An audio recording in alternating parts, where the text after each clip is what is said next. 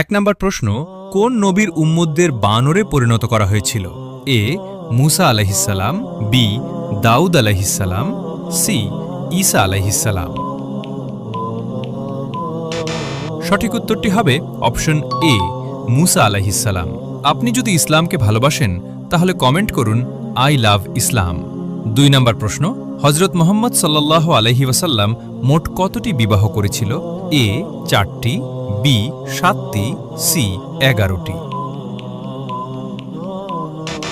সঠিক উত্তরটি হবে অপশন সি 11টি। 3 নম্বর প্রশ্ন, বদরের যুদ্ধে মুসলমানদের পতাকার রং কি ছিল? এ লাল, বি কালো, সি সাদা। সঠিক উত্তরটি হবে অপশন বি কালো।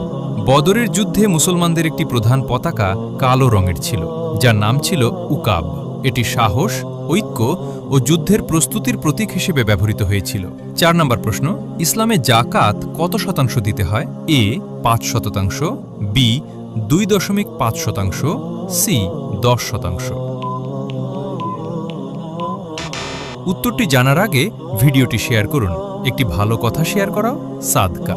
এই জ্ঞানটি শেয়ার করে আপনিও সাদকায় জারিয়ার অংশীদার হয়ে যান।